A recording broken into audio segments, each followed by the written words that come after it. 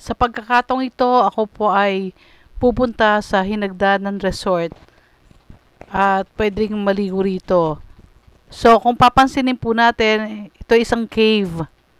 Medyo mahirap bumaba dahil madilim, napakasikip, pero pagdating mo sa ilalim, napakaganda po ng lugar. Ayan, so kami po ay pababa na sa cave. Kailangan talaga dahan-dahan dahil medyo madilim po dito sa loob. At mapapansin ninyo, napakaganda po ng kuweba na ito.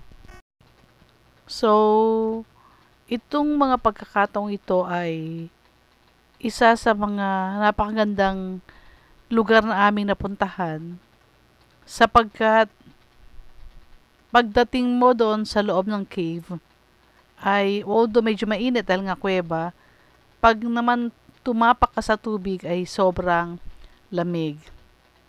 Yan po mga kaibigan. Nakita nyo yung mga bato yan. Yung pinakadingding ng kuweba po yan. Na-preserve nila. Yung lugar na yun na talaga namang napakaganda. Lamang madilim, although meron silang mga ilaw, pero hindi po nakasapat para mas makita mo talaga ang loob ng cave na ito.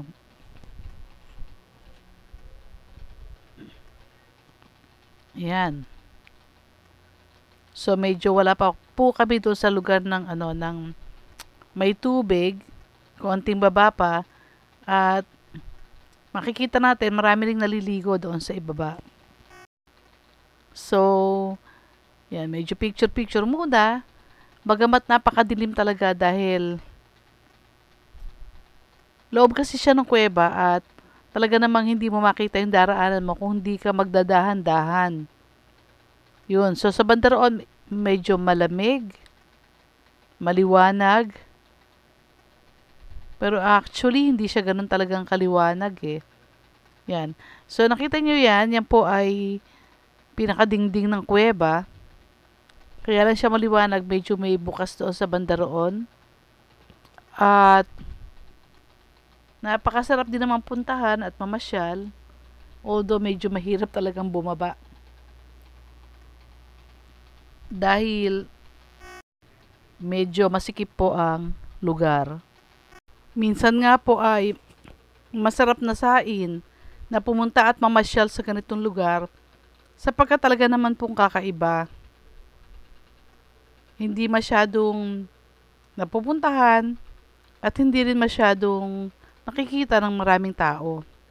So kung talagang nais mo lamang pumunta sa lugar nito, ay sasadyain mo at doon makakapamasyal ka po ng ayos.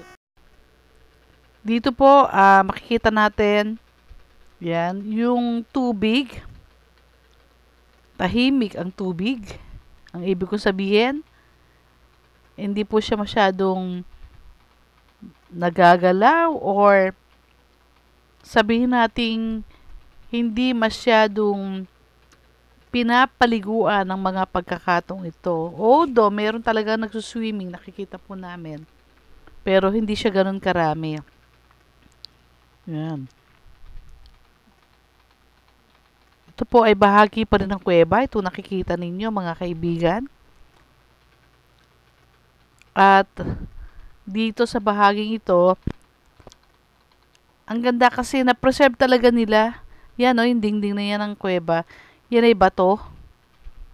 Talagang na-preserve nila at talagang hindi nasa laula, ika nga.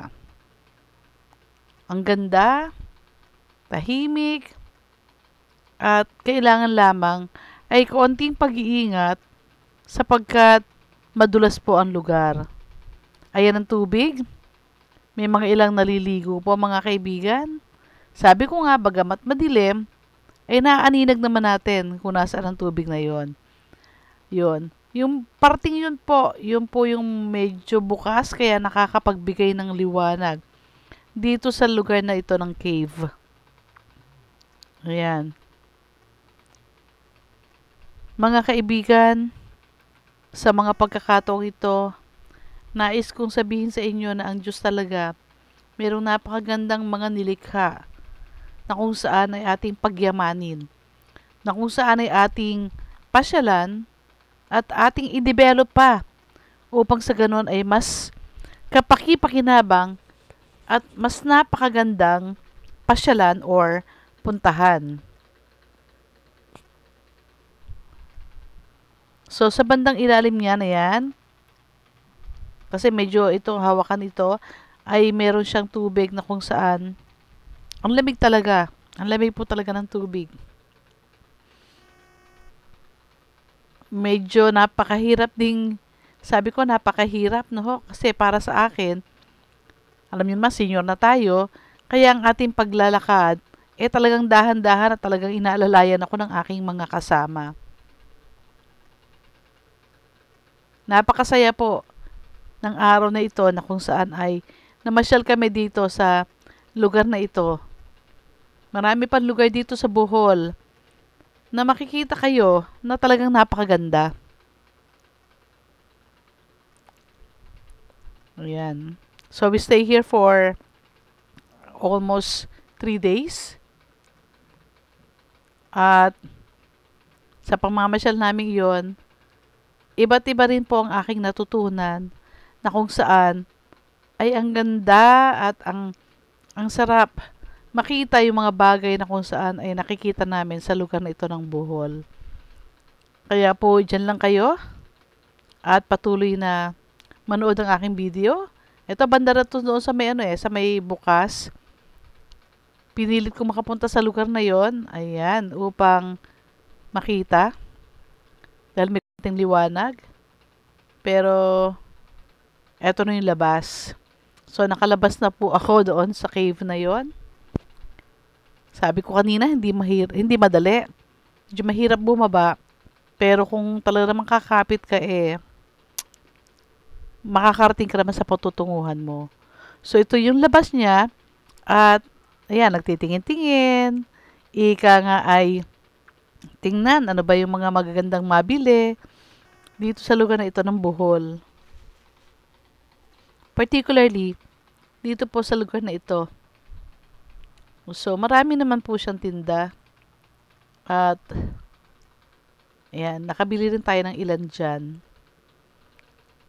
Yan ang mga tarsier, mga keychain. Yan po mga kaibigan.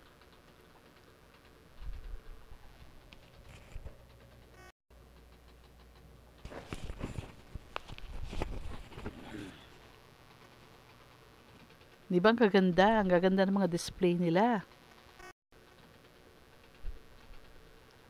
Okay, there are lots of keychains. Pandikit sa rep. Yan. Tsaka syempre, may mga pagkain din. Ito ay kalamay. Salamat sa Panginoon sapagkat naranasan kong pumunta sa ganitong lugar.